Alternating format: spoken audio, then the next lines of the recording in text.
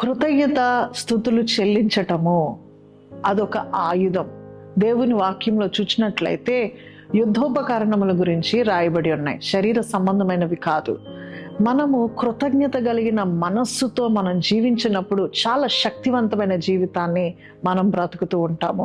దేవుని వాక్యంలో తెలియచేస్తుంది, ప్రతి విషయమునందు, మొదటి తెస్సలోనికీ రాసిన పత్రిక 5వ అధ్యాయం 18వ వచనములో ఇలాగ రాయబడి ఉంది, ప్రతి విషయమునందును కృతజ్ఞతాస్తుతులు చెల్లించుడి, ఇలాగు చేయుట యేసుక్రీస్తునందు మీ విషయములో దేవుని చిత్తమై ఉన్నది.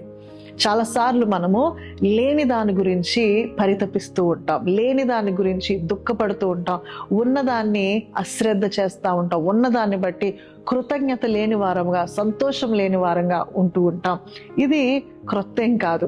ఏదైనా వనంలో చూచినట్లయితే ఆదాము అవ్వలకి దేవుడు సమస్తమునిచ్చాడు, ప్రతి శ్రేష్టమైనది ఏదైనా వనములో ఇచ్చాడు. అయితే లేని దాన్ని దేవుడు వద్దన్న దాని మీద వారి దృష్టి ఉండిపోయింది.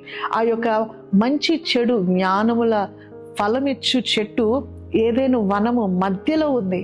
చూడండి, మధ్యలో ఉన్న చెట్టు దగ్గరికి రావటానికి అనేకమైన వృక్ష ఫలాలు దాటి వెళ్ళారు వారు యాపిల్ చెట్టును దాటి వెళ్ళారు, స్ట్రాబెర్రీ చెట్టును దాటి వెళ్ళారు, మనందరికి ఇష్టమైన మ్యాంగో చెట్టును దాటి వెళ్ళారు.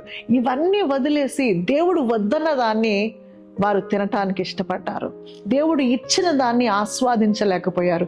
దేవుడు ఇచ్చిన దాన్ని బట్టి కృతజ్ఞత కలిగిన వారుగా ఉండలేకపోయారు. వారి కృతజ్ఞత లేకపోవడం, ఉన్నదాన్ని బట్టి తృప్తి లేకపోవడం ఎంతో కీడును తెచ్చింది. అదంతా మనకి తెలుసు. ఈ సమయంలో మరి మన సంగతి ఏమిటి? దేవుడు ఇచ్చిన దాన్ని బట్టి కృతజ్ఞత కలుగున్నామా? దేవుడు ఇచ్చిన దాన్ని బట్టి కృతజ్ఞతాస్తుతులు చెల్లించగలుగుతున్నామా? యేసు ప్రభు 5,000 మందికి ఆహారం పెట్టడానికి సరిపోని 5 రొట్టెలు 2 చేపలు ఆయన చేతిలోనికి వచ్చినప్పుడు ఆయన వాటిని పట్టుకుని కృతజ్ఞతాస్తుతులు చెల్లించాడు. ఆయన ఎప్పుడైతే దాన్ని విరిచారో 5,000 మందికి ఒక అద్భుత కార్యం అక్కడ జరిగింది. కృతజ్ఞతాస్తుతులు దేవునికి చెల్లించటం అద్భుతానికి ద్వారాన్ని తెరిచేది. సో ఈ సమయమందు ఈ వీడియో వీక్షిస్తున్న మీరు సణుగు కొనక, దేవుడు ఇవ్వని దాని గురించి ఆలస్యంలో ఉన్నదని కృంగిపోక, ఈ సమయమందు మీరు దేవుడు ఇచ్చిన దాన్ని, దేవుడు ఇచ్చిన పనిలో, దేవుడు పెట్టిన స్థలములో, దేవుడు ఇచ్చిన దానితో కృతజ్ఞతాస్తుతులు చెల్లించండి. మీరు చూస్తూ ఉండగానే దేవుడు పరసంబంధమైన ద్వారాలు మీ కొరకు కృతజ్ఞతాస్తుతులు మీరు చెల్లించుచుండగా దేవుడు వాటిని అన్లాక్ చేయబోతున్నాడు. సో నేను మీ కొరకు ఈ సమయమందు ప్రార్థన చేయాలని ఆశపడుతున్నాను. కళ్ళు మూసుకుందాం. మా యేసయ్య, మీకు వందనాలు చెల్లిస్తున్నాం తండ్రి.